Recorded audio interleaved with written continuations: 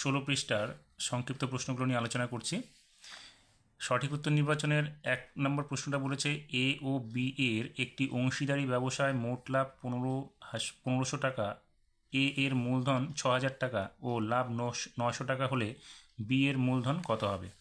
তাহলে আমরা লিখতে পারি এটা কি, যে মূলধনের অনুপাত সমান চিহ্ন লভ্যাংশের অনুপাত, সেই জন্য আমরা লিখব এ ইস টু বি সমান চিহ্ন 900, যেহেতু এর লভ্যাংশ হচ্ছে 900, তাহলে 900 ইস টু 1500 টাকা লাভ, যেহেতু তাহলে 1500 থেকে আমরা 900কে বাদ দেবো, সেটা হয়ে যাবে বি এর লাভ। তাহলে এ ইস টু বি সমান চিহ্ন 900 ইস টু 1500 বিয়োগ 900, তাহলে হবে কি, আমরা এর মূলধন এখানে 6000 আছে, তাহলে 6000 বাই বি সমান চিহ্ন 900 বাই এখানে বিয়োগ করলে হবে 600, 900 দুটো শূন্য 600 দুটো শূন্য কেটে দিলাম, তাহলে কত হলো 6000 বাই বি সমান চিহ্ন 9/6, বা বি এর মানটা কত হবে 6000 গুণ 6/9। এবার আমরা কাটাকাটি করলে দেখবে বি এর মান হবে 4000, অর্থাৎ বি এর মূলধন হচ্ছে 4000 টাকা। অপশন আমরা পেয়ে যাবো বি নাম্বারে। 2 নম্বরে বলেছে a is to 27/32 equals to 2/3 is to a হলে এ এর মান কত হবে। তাহলে আমরা এখানে লিখতে পারি, যেহেতু এটা অনুপাতে লেখা আছে, তাহলে আমরা এটা লিখবো এ বাই 27/32 ইকুয়ালস টু 2/3 বাই এ। তাহলে এ স্কোয়ার ইকুয়ালস টু কী হবে, এই দুটো গুণফল হয়ে যাবে। তাহলে এ স্কোয়ারের মান কত হবে, এখান থেকে যদি আমরা কাটি তাহলে এখানে দেখো 3 দিয়ে এটাকে কাটলে 9 হবে, আর 2 দিয়ে এটা কাটলে 16 হবে, অর্থাৎ 9/16, যেখানে এর মান হবে 3/4। অপশন হবে সি নাম্বার। তারপরে 3 নম্বরটা বলছে একটি সমবাহু ত্রিভুজের প্রতিবৃত্তের কেন্দ্র ও হলে যে কোনো একটি বাহু দ্বারা উৎপন্ন সমস্ত কেন্দ্রস্থ কোণের মান কত হবে। তাহলে এ বি সি ত্রিভুজের পরিকেন্দ্র এখানে ও, তাহলে এটা সমবাহু ত্রিভুজ, তাহলে প্রত্যেকটা কোণ অর্থাৎ এ কোণ বি কোণ এবং সি কোণ 60 ডিগ্রি করে হবে। তাহলে এটা যদি 60 ডিগ্রি হয় তাহলে এটা ও, এটা হচ্ছে কেন্দ্রস্থ কোণ, তাহলে এ কোণের এটা ডবল হবে, অর্থাৎ এ কোণ 60 ডিগ্রি হলে এটা হবে 120 ডিগ্রি। অপশন আমরা পেয়ে যাবো ডি নাম্বারে। 4 নম্বরে বলেছে cos into 40 degree plus theta minus sine into 50 degree minus theta এর মান কত হবে। তাহলে এটাকে আমরা এই অংশটাকে cos ইন্টু 40 ডিগ্রি মাইনাস থিটাকে আমরা পুরো কোণে যদি ভাঙাই, তাহলে কী হবে sign into 90 degree minus 40 degree plus theta, অর্থাৎ এটাকে আমরা থিটা ধরি, এটাকে 90 ডিগ্রি ধরি, তাহলে কী হবে, এখানে আমরা এই ব্র্যাকেটটা যদি উঠিয়ে দিই এখন, তাহলে হবে 90 degree minus 40 degree minus theta minus এই অংশটা যেটা ছিল সেটাই রেখে দিলাম। তাহলে এখানে 90 থেকে 40 বাদ দিলে 50 হবে, অর্থাৎ sign into 50 degree minus theta minus sine into 50 degree minus theta একই রাশি হলো, কেটে গেলে 0 আসবে। অপশন আমরা পেয়ে যাবো ডি নাম্বারে। 5 নম্বরে বলেছে একটি ঘনকের সমগ্রতলের ক্ষেত্রফল এস বর্গ একক এবং কর্ণের দৈর্ঘ্য ডি বর্গ একক হলে ডি একক হলে এস এবং ডি এর মধ্যে সম্পর্ক কী হবে। তাহলে সমগ্রতলের ক্ষেত্রফল ঘনকের আমরা কি জানি এস সমান চিহ্ন লিখতে পারি 6 ইন্টু বাহু স্কোয়ার, এখানে বাহুটা হচ্ছে এ, তাহলে এর এ স্কোয়ারের মানটা কী হবে S/6 হবে, তাহলে আমরা এখানে এর এ স্কোয়ারের মানটা বের করলাম। এবার কি বলেছে কর্ণের দৈর্ঘ্য এখানে ডি, তাহলে ডি সমান চিহ্ন লিখতে পারি আমরা বাহু √3, তাহলে এখানে ঘনকের কর্ণের দৈর্ঘ্য হচ্ছে বাহু √3, তাহলে আমরা D square equals to A square into এই √3টা এটাকে স্কোয়ার করলে এ স্কোয়ার ইন্টু 3 হয়ে যাবে, যেখানে এ স্কোয়ারের মান আমরা আগে বের করেছিলাম, তাহলে D square equals to S/6 into 3, 3 দিয়ে 6কে কাটলে 2 হবে, সেক্ষেত্রে কী হবে D square equals to S/2। Option আমরা পেয়ে যাবো ডি নাম্বারে। 6 নম্বরে বলেছে x+1 x+2 x+3 x+4 সংখ্যা চারটির গড় 0.5 হলে তাদের মধ্যমা কত হবে। তাহলে আমরা কি করব, সংখ্যাগুলোর যোগ করে 4 দিয়ে ভাগ করে দেবো, যেহেতু 4টা সংখ্যা সমান ছিল 0.5। এবার এখানে আমরা যদি যোগ করে দেখি তাহলে কী হবে 4x + 10 হবে, 4x + 10/4 = 0.5, বা 4x + 10 = 4 দিয়ে এটাকে গুণ করলে হবে 2.0, বা 4x = কী হবে 2 মাইনাস এদিকে এসে 10 হয়ে যাবে, অর্থাৎ 4x = -8, বা এক্সের মানটা কত হবে -2। এবারে আমরা এক্সের মানটা আমরা এখানে প্রত্যেকটাতে বসালে কী হবে -2 + 1 -2 + 2 -2 + 3 -2 + 4। এবার কত হবে এখানে ক্যালকুলেশন করলে -1 0 1 এবং 2, তাহলে এই চারটে সংখ্যার মধ্যমা কত হবে আমাদের মাঝের দুটো সংখ্যার গড়, তাহলে 0 + 1/2 অর্থাৎ হাফ, যার মান হচ্ছে 0.5। অপশন আমরা পেয়ে যাবো এ নাম্বারে। শূন্যস্থান পূরণের প্রথম প্রশ্ন বলেছে 10,000 টাকার 2 বছরের সমূল চক্রবৃদ্ধি 12,100 টাকা হলে বার্ষিক সুদের হার ছিল %। তাহলে বার্ষিক সুদের হার আমরা 8% যদি ধরে নিই, তাহলে লিখতে পারি 10,000 গুণ 1 + r/100⁻2 = 12,100। তাহলে এই হাজারটাকে আমরা 12,100 দিকে ডান দিকে নিয়ে আসবো, তাহলে 1 + r/100⁻2 = কত হবে 0 0 দুটো কেটে দিলে 121/100 হবে, যেখানে আমরা এটাকে যদি স্কোয়ার করি তাহলে 11/10 হবে, সেক্ষেত্রে আমরা স্কোয়ারটা যদি উঠিয়ে দিই তাহলে হবে 1 + r/100 = 11/10, এই 1টা এদিকে আসে মাইনাস হয়ে যাবে, তাহলে r/100 কী হবে এটা আমরা যদি ক্যালকুলেশন করি তাহলে হবে 1/10। যেখানে আর এর মান হবে কত 100/10 অর্থাৎ 10%। তাহলে আমরা শূন্যস্থানে এখানে লিখব 10%।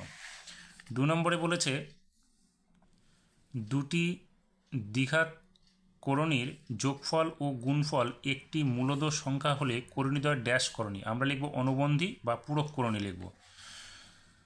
3 নম্বরে বলেছে বৃত্তের কোনো জ্যা এর লম্ব সমদ্বিখণ্ডক ওই বৃত্তের ড্যাশ হবে। দেখো এটা যদি আমরা জ্যা ধরি, তাকে যদি আমরা ঠিক সমানভাবে ছেদ করি, মানে দুটো ভাগ যদি ভাগ করি সমদ্বিখণ্ডিত করা হয়, তাহলে দেখবে এই ব্যাস বরাবরই যাবে, অর্থাৎ কেন্দ্র বরাবর যে সরলরেখাটা যাবে সেটা। তাহলে এটাকে আমরা কি বলবো, কেন্দ্র বরাবর গেলে সেটা হচ্ছে ব্যাস, সেই জন্য আমরা এখানে লিখব ব্যাস। 4 নম্বরে বলছে sec square theta plus ten square theta equals to 3/4 হলে sec 4 theta minus ten square theta এর মান কত হবে। এখানে 10/4 হবে, এটা 10 স্কোয়ার নয় 10/4। তাহলে এখানে এটাকে আমরা সেক 4 থিটাটাকে আমরা সেক স্কোয়ারের হোল স্কোয়ার করতে পারি, আর 10/4টাকে আমরা 10 স্কোয়ারের হোল স্কোয়ার করতে পারি। তাহলে a square minus b square হয়ে গেল। তাহলে আমরা লিখব sec square theta plus 10 square theta into sec square theta minus 10 square theta. তাহলে এখানে তো মানটা আমাদের দেওয়া আছে sec square theta plus 10 square theta মান 3/4। তাহলে আমরা লিখব 3/4 ইন্টু আমরা কি জানি sec square theta minus 10 square থিটার মান 1, সেখানে 1 লিখব, অর্থাৎ মানটা হচ্ছে আমাদের 3/4। তাহলে আমরা উত্তরটা এখানে কি লিখব, সেক 4 থিটা মাইনাস 10/4 থিটা মান হচ্ছে 3/4। 5 নম্বরে বলেছে একটি মাত্র শীর্ষবিন্দু বিশিষ্ট ঘনাকৃতি জ্যামিতিক নাম। তাহলে দেখো একটি মাত্র শীর্ষবিন্দু কার ক্ষেত্রে থাকে, এটা হচ্ছে শঙ্কুর ক্ষেত্রে থাকে। তাহলে আমরা এখানে লিখব শঙ্কু। 6 নম্বরে বলেছে 22, 23, 25, 26, 22, 24, 22, 28, 29, 24, 25, 24, 27, 24 তথ্যগুলির সংখ্যাগুরু মান। সংখ্যাগুরু মান হচ্ছে যে সংখ্যাটা সব থেকে বেশি সংখ্যক থাকবে সেটা হচ্ছে সংখ্যাগুরু মান। সেখানে কি 24 সংখ্যাটা দেখবে সব থেকে বেশি সংখ্যায় আছে, সেই জন্য 24টা হবে আমাদের সংখ্যাগুরু মান। এখানে শূন্যস্থানে লিখবো আমরা 24। সত্য মিথ্যার প্রথম প্রশ্নটা, আসল ও শতকরা বার্ষিক সরল সুদের হার একই থাকলে মোট সুদ সময়ের সঙ্গে সরল অনুপাতে থাকে। হ্যাঁ, এটা সত্য হবে। 2 নম্বরটা বলেছে √125 মাইনাস √5 এর সঠিক মান √120। দেখো আমরা এটা ক্যালকুলেশন যদি করি তাহলে 125 √125কে আমরা লিখতে পারি 5 √5 মাইনাস এখানে √5, তাহলে 5টা √5 থেকে একটা √5 বাদ দিলে হচ্ছে 4√5।